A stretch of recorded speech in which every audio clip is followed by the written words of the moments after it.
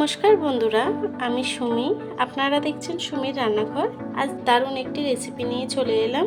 ইলিশ মাছের মাথা দিয়ে কচু শাক। অনেক পুরনো রান্না, খেতেও কিন্তু খুবই ভালো লাগে। চলুন তাহলে রেসিপিটি শুরু করা যাক। তার আগে আমার ভিডিওটি যদি আপনাদের ভালো লেগে থাকে, চ্যানেলটিকে সাবস্ক্রাইব করে পাশে থাকবেন। চলুন তাহলে রেসিপিটি শুরু করা যাক। কচু শাকটি রান্না করার জন্য একটি কড়া বসিয়ে নিয়েছি।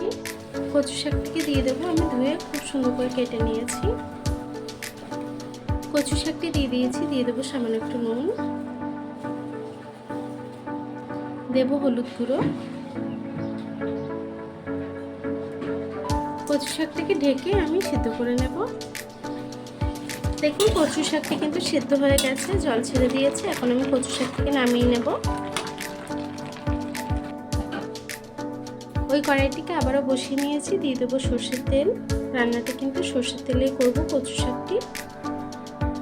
তেলটি গরম হয়ে গেছে। এখন আমি ইলিশ মাছের মাথাগুলো ভেজে নেব। আমি মাথা আগে থেকে নুন দিয়ে মাখিয়ে রেখেছি। মাছের মাথাটা একটু ভাজা হয়ে গেছে, উল্টে দেবো।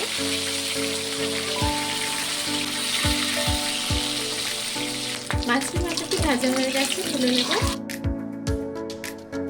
এই মাছ ভাজা তেলের মধ্যে দিয়ে দেবো 3টে শুকনো লঙ্কা, দেবো একটু কালো জিরে ফোড়ন,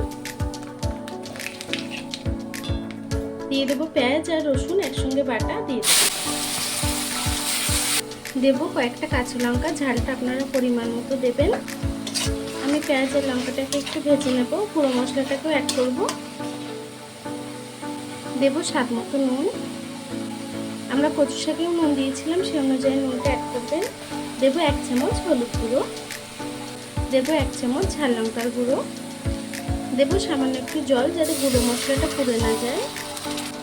মশলাটাকে সুন্দর করে একটু কষিয়ে রান্না করে নেব। মশলাটি কিন্তু সুন্দর করে কষানো হয়ে গেছে। এখন আমি মাছের মাথাটা দিয়ে দেব। মাথাটাকে দিয়ে একটু ভেঙে দেবো আমি খুন্তির সাহায্যে। মাথাগুলোকে খুন্তির সাহায্যে আমি ভেঙে দিয়েছি। আমি আরও 1 মিনিট রান্না করে নেব। মাথাটা দিয়েও কিছুক্ষণ রান্না করে নিয়েছি। এখন কচু শাকটা দিয়ে দেবো।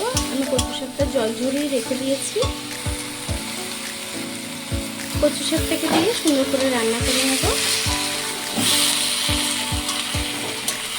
আমি আরও কিছুক্ষণ রান্না করে নেব, যতক্ষণ কচু শাক থেকে জলটা না শুকিয়ে আসছে পুরোপুরি, ততক্ষণ কিন্তু আমি কচু শাকটাকে রান্না করব। দেখুন বন্ধুরা, আমার কচু শাকটা কিন্তু প্রায় হয়ে এসছে। এখন নামানোর আগে সামান্য একটু চিনি দিয়ে দেবো। এতে টেস্টটা ব্যালেন্স করে। আমি সামান্য একটু চিনি অ্যাড করব। আপনারা যদি না পছন্দ করেন স্কিপ করতে পারেন। চিনিটাকে দিয়েও আমি আরও কিছুক্ষণ রান্না করে নেব। দেখুন আমার কচু শাকটা কিন্তু হয়ে গেছে। এখন গ্যাসটাকে বন্ধ করে দেবো।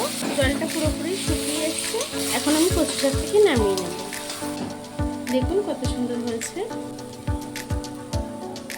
দেখুন বন্ধুরা, আমার কচু শাকটি কিন্তু হয়ে গেছে ইলিশ মাছের মাথা দিয়ে।